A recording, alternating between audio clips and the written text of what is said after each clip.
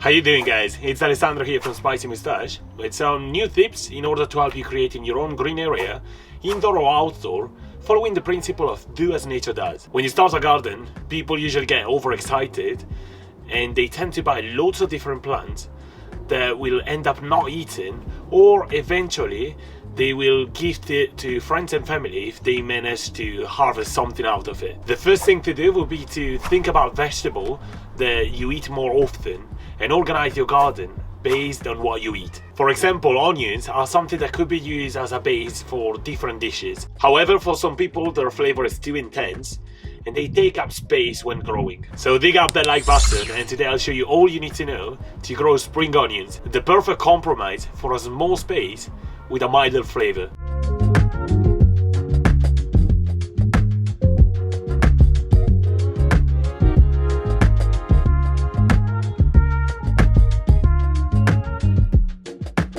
Growing spring onions is a garden project that starts early in the year. You will end up with small bulbous onion with a much milder flavor than yellow onions, but that could be used in the same exact way. I use them all the times in my recipe, and fortunately for gardeners, they are really easy to grow. It can be eaten raw in salads or cooked in stir-fried and soups to add an onion flavor. Spring onion look really similar to green onions or scallions.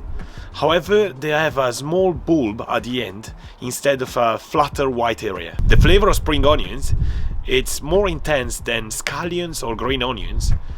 However, the taste is milder than a normal yellow cooking onion. The name spring onion comes from the fact that the cold hardy onion is planted in late fall and harvested in spring. But you could also grow spring onions from seeds all summer long. To plant your seeds, choose an area that will receive at least partial sunlight. Spring onions don't have a requirement for strong sunlight.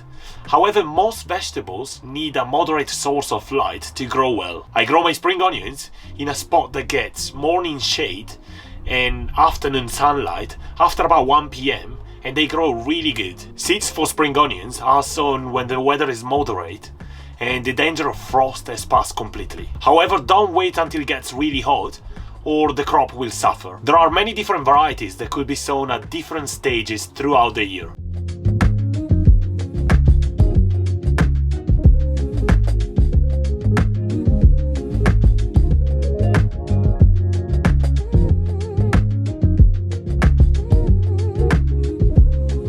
You could also potentially sow the seeds in cold frames around springtime. This gives them a head start and you can then transplant it into your garden or into containers. Once the warmer second month of spring comes, I plant them straight into the ground or into containers. If you sow spring onion seeds every few weeks during spring and summer, you will have a continuous harvest throughout the whole summer. Since they will grow into a bulb, they do best in loose soil that drains well. Amend your soil with compost or other organic matter, but remember that spring onions don't like acidic soil. Space the seeds about 2 inches apart to give the bulbs room whenever it matures. You can plant them in rows about 6 inches apart. Loosely cover the seeds with fine soil to protect the seeds from birds. When the spring onions first start to grow, they will have needle-like stalks, but they will soon grow bigger. Make sure to keep them weed-free, as they don't grow well competing with weeds. Spring onions will grow in any good fertile soil,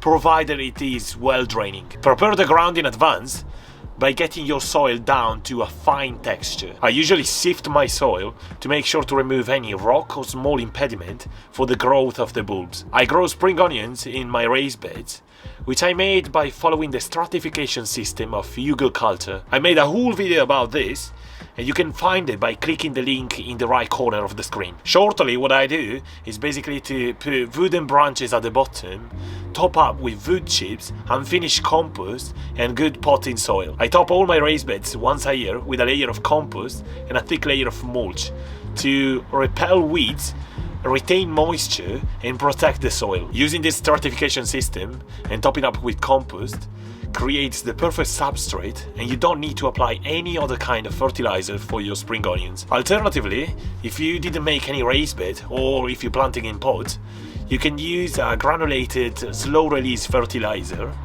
ideally organic. You should apply this 1 week before sowing your spring onions. There are also a few different kinds of pests and disease that could potentially affect your crop and damage it. The allium leaf miner attacks leeks, onions and shallots and other members of the onion family. The first problem that you will probably notice is that the leaves grow distorted and they don't grow in the usual straight upwards manner, but some of them will lay on the ground. Also, if you look at the leaves carefully, you might notice some brown-green spots going downwards on the leaves. These are the point on which the fly stage of this pest is feeding on the sap. Unfortunately, when the onions has been infested, there is no treatment for them. Remove all the parts of the infected plants and get rid of them. One of the most common onion pests is the onion fly that attacks leeks, spring onions, shallots, green onions and garlic. The life cycle begins when flies emerge from grubs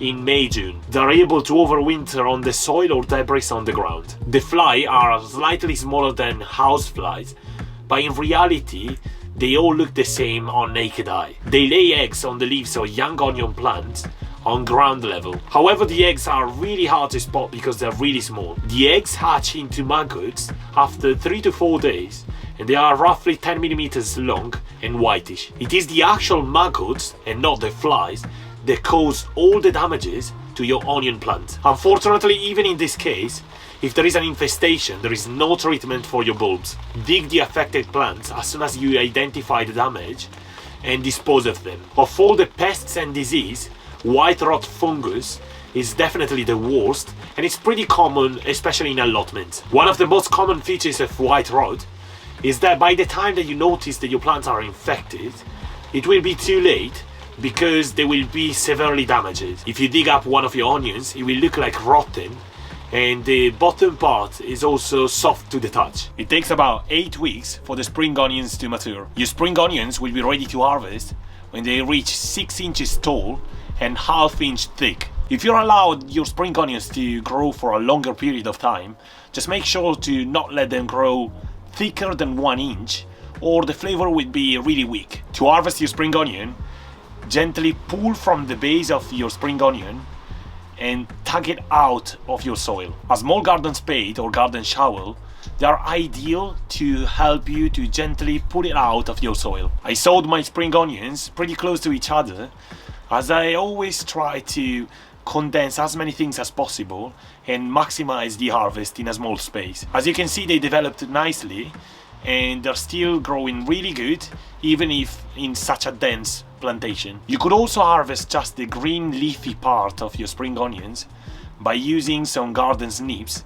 and they will grow back over time. Just remember to leave your bulb intact so your spring onion will keep growing and reform the leafy green part. I remember when I used to buy or pick spring onions and I used to put them straight into the fridge and they used to wilt within a couple of days. It turns out this is the worst way to store your spring onions because the cold air from the fridge tends to dehydrate and withdraw a lot of moisture from your spring onions. You should give them the same treatment as freshly cut flowers. This means to fill up a jar or glass and submerge their base with water. This will keep them fresh and crunchy for about 2 to 3 weeks. Just remember to replace the water every 3 to 4 days. You could also just cut the leaves and use them as you go in the kitchen. And as long as the bulb is still in water, it will regrow new leaves. Another way would be to wrap them in with wet kitchen towel, put it in a zip bag and store your zip bag inside the fridge. What I like to do if I have a big harvest and I want to store them for a long time, I just chop them down in small pieces, I put them in a zip bag or plastic container and I store them straight into the freezer. It will keep them crunchy and full of flavor for a pretty long time. Spring onions are a super easy and versatile plant for your kitchen and garden. They are ideal if you're just starting and you're looking for something really easy and low care to grow. They also grow well with different plants and they could be used as a border for soil rows, raised beds or pots. I hope you liked today's video and if so, please subscribe to my channel, turn on the notification settings so you can be notified every time I post a new video, and I'll see you next week for another episode. Thank you so much for watching. See ya.